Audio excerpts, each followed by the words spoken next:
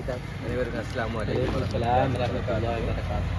இன்றைய வெள்ளிக்கிழமை நாள் அனைவருக்கும் ஒரு நன்னாளாக அமைய நல்ல விரைவில் பிரார்த்திக்கிறோம்.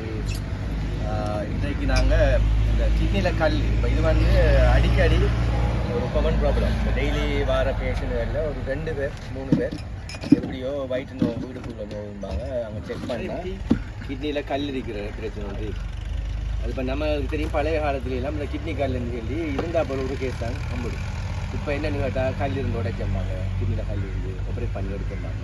இப்படி இந்த கிட்னி கல் வந்து காமன் ப்ராப்ளம். அதில் நாங்கள் இந்த கல்லுங்கிறது அது மெயினாக வந்து அந்த கல்சியத்தில் உப்பு தானே, கல்சியத்தில் ஆக்சலேட், கல்சியத்தில் பாஸ்பேட் அப்படி அதுகளில் படிவுகள் தான் கிட்னியில் கல் வரதுக்கு காரணம். இப்போ இந்த காலத்தில் பழைய காலத்தில் ஒப்பிடக்கூடிய கூட இருக்கின்ற நாங்கள் பார்க்குற டைமில் இப்போ காலத்தில் வந்து நாங்கள் தண்ணி குடிக்கிற வீதம் குறையும். இப்போ எல்லாருக்கும் தெரியும், ஒரு அருவி அல்லது ஒரு வாய்க்காலில் தண்ணி வந்து தொடர்ந்து ஓடிக்கொண்டிருக்கிற டைமில் ஓடிக்கொண்டிருந்தால் அது க்ளீனாக இருக்கும். அதில் ஊட்டைகள் தங்காது, வாசம் வராது, ஈ முக்க மாட்டேன், அப்போ க்ளீனாக இருக்கும். அப்படி தான் நம்மளோட சிறுநீர் குழாய், சிறுநீர் சிஸ்டம் வந்து சல குழாய் எல்லாம் வந்து தொடர்ந்து நல்லா யூரின் பாஸ் பண்ணிட்டு நல்லா கிளியராக இருந்தால் அதில் வந்து ஒன்றும் தங்காது, படிவுகள் எல்லாமே ஏற்படாது. இப்போ நம்மளுக்கு திரும்ப நம்ம குடிக்கிற தண்ணீர் அளவு வந்து குறையிற டைமில் யூரின் வந்து செறிவாகும், உப்பு தன்மை கூடும். இப்போ கலரை வச்சிடலாம். நம்ம மழை காலங்களில் நம்ம வந்து யூரினை பாருங்கள், நம்ம யூரின் பாஸ் பண்ண போல நம்ம குடிக்கிற நீர் கலருக்கு எரிக்கும். வெயில் காலத்தில் அல்லது நம்ம இப்போ கிளம்புக்கு போயிட்டு ஃபஸ்ட்டாக யூரின் பாஸ் பண்ணுற டைமில் பார்த்தீங்கன்னா கடும் மஞ்சள் அரிக்கும், டார்க் மஞ்சள் அரிக்கும்.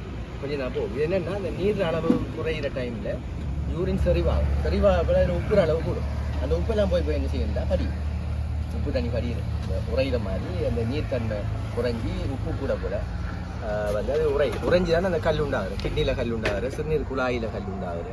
அப்படி இதுகளெல்லாம் நம்மளுக்கு ப்ராப்ளம் இருக்குது. இப்போ நாங்கள் வந்து இப்போ இந்த காலகட்டத்தில் வந்து அதிகமாக நாங்கள் மெஷினரிகள் ஒர்க் பண்ணுறதால இப்போ நம்மளுக்கு தாகம் பாற விதம் குறையும், நம்மளுக்கு தாகம் பாற வேலைகள் மிச்சம் குறையும். இப்போ பழைய காலத்தில் வந்து தாகம் பாற வேலை கூட. அப்போ தாகத்தில் நம்ம என்ன செய்வோம், நல்லது நம்மளுக்கு ஞாபகம் இருக்கும், இந்த வாளிலையும் குடிக்கலாம் கணத்துல வாள். அப்படி தாகம் வரும், பிள்ளைகள் ஓடி விளையாடி கொண்டு வந்து மூச்சு பிடிச்சி குடிக்குங்க. அப்படி ஒரு தாகம் வந்து தண்ணி குடிக்கிற சிஸ்டம் இல்லை. இப்போ நம்ம சாப்பிட்டா குடிக்கிற தண்ணி அடுத்தது இப்போ பெண்களை பொறுத்தவரை ஸ்டைலுக்கு ஒரு போத்தல் சின்ன பாட்டிலில் ஹேண்ட்பேக்கில் கொண்டு வர, அவ்வளோ நான் கொஞ்சம் ஸ்டைலாக குடிச்சிக்கிறேன், அவ்வளோ தான் தண்ணி. அடுத்தது ஆஃபீஸில் அடிக்காது யூரின் போகிற வெறும் சொல்லி போட்டு தண்ணி குடிக்கிறேன். இப்போ இதுகளால் வந்து என்ன நடக்குதுன்னா யூரின் செறிவாகி அந்த கல் உண்டாகும். அப்போ அடுத்த சப்போர்ட்டிவாக இருக்கிற விஷயங்கள் வந்து இந்த கல்சியம் உள்ள உணவுகள் அதிகமாக இருக்கிறது. அதுவும் அந்த அதாவது தக்காளி. இப்போ அடுத்து தக்காளி வந்து நம்ம கொமனாக எல்லா கறிக்குள்ளேயும் தக்காளியை போடுறோம். தக்காளியில் வந்து அந்த ஒக்சலேட் கூட அப்போ பிரதானமான அந்த கல்லில் கல்சியமும் ஒக்சலேட்டும் சேர்ந்து அப்போ நம்ம டீ கல்சியம் உள்ள உணவுகள் அதிகமாக சாப்பிட்டு அதோட அந்த ஒக்சலேட்டும் தக்காளி அதெல்லாம் கூட சாப்பிட்டோம்னா அந்த கல்சியம் இதில் ஒக்சலேட்டும் சேர்ந்தால் கல்சியம் ஒக்சலேட்டுங்கிற படிவு உருவாகும். அதான் இப்போ நம்ம இந்த அதிகமாக நாங்கள் பார்க்குற அந்த கல்லுகளில் கூட இந்த கல்சியம் ஆக்சலேட் கூட இருக்குது. அப்போ அதனால நாங்கள் அந்த நம்மளுக்கு இப்போ சில டைமில் ஃபெமிலியலாக நம்மளோட பிரதர்மாருக்கு அல்லது பாப்பாவுக்கு இந்த கல் உண்டாகிற தன்மை இருந்தால் அது ஃபெமிலியல் டெண்டன்சி ஒன்று இருக்கு. அந்த ஃபெமிலியலில் அந்த ஒரு ரிஸ்க் ஒன்று இருக்கு. அப்படி இருந்தால் நாங்கள் அந்த ஃபெமிலியில் உள்ள ஆக்கள் வந்து இந்த கல்சியம் உள்ள உணவுகளையும் அதே மாதிரி இந்த ஆக்சலேட் உள்ள உணவுகளையும் அளவுக்கு அதிகமாக எடுக்கக்கூடாது. அதிகம் இப்போ பசலிக்கீரையில் ஆகக்கூட பசலிக்கீரை இப்போ நம்ம பெருமளவு சாப்பிட்ற குறைய அந்த பசலிக்கீரை ஆக்சலேட் கடும் கூட. இப்போ நாங்கள் அந்த இப்படி இந்த உணவுகளையும் கொஞ்சம் கட்டுப்படுத்திக்கிட்டு அந்த ரிஸ்க் இருக்கிற ஆக்கள் அதிகமாக டீ குடிக்கப்படாது. சாதாரண ஒரு ஆள் வந்து ஒரு நாளைக்கு 2 டீ குடித்தா போதும். 2 மில்க் உள்ள டீ வந்து 2 எடுத்தாச்சு. அப்போ அதிகமாக டீ குடிக்கிற ஆக்களுக்கு அந்த டீயில் இருக்கிற கல்சியம் வந்து எக்ஸ்ட்ராவாக அது போய் எப்பயும் படிக்கிறாங்க. நம்மளுக்கு தெரியுமா தேவைக்கு அதிகமாக இருக்கிற எல்லாம் வந்து படிக்கிறது. அதெல்லாம் இந்த பிரச்சனை கூட ஆகவே நாங்கள் அதை உணவு கட்டுப்பாட்டில் அதை செய்யணும். அடுத்தது நாங்கள் நீர் அருந்துற அளவை கூட்டணும். ஒரு ஆளோட உடல் நிறைய இப்போ நம்ம உதாரணமாக ஒரு ஆள் வந்து ஒரு 70 கிலோ வரைக்கும் செலுத்தினா அவர் ஒரு 2.5 லிட்டர் தண்ணி குடிக்கணும். நம்ம 30 பிரிக்கணும். ஒரு ஆள் நிறைய வந்து 30 பிரித்து வர அளவு தான் தண்ணி குடிக்கிற அளவு. 60 கிலோ சொன்னால் அவர் 2 லிட்டர் தண்ணி குடிக்கணும் கட்டாயம்.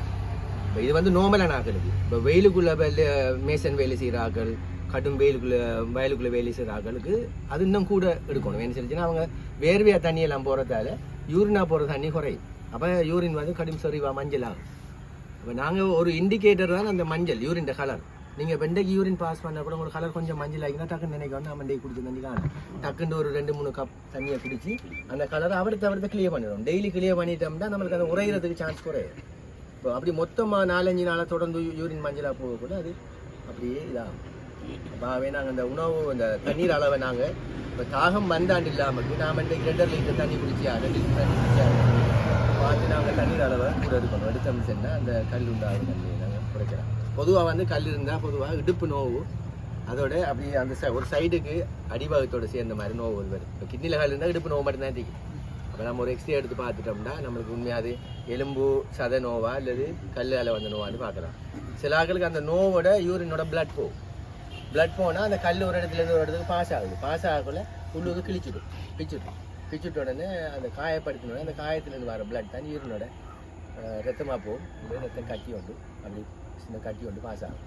அப்போ அப்படியே அந்த அந்த அறிகுறிகள் இருந்தாலும் அந்த கல்லுக்குரிய சான்ஸ் எடுக்கலாம். சடன் அவர் திடீர்னு அவ்வளோ ஒரு வகுப்புக்கு இடுப்போட பிடிச்ச மாதிரி அப்படியே ஒரு சைடால் வந்து அடிவகத்தில் யூரின் போகிறதோட ஒரு எரிவோட வர சான்ஸ் இருக்குது. ஆகவே நாங்கள் அப்படியான அறிகுறி இருந்தால் உடனடியாக வைத்திய ஆலோசனை பெற்று நாங்கள் எக்ஸ்ரே ஸ்கேன் ஒன்று எடுத்து பார்த்தோம்னா நாங்கள் அதை கண்டுபிடிக்கலாம். ஆகவே அனைவரும் நாங்கள் இன்று முதல் அதிகமாக நீராடுதல் நாங்கள் இன்றைய நாள் நாங்கள் கடைபிடிக்கிறோம்.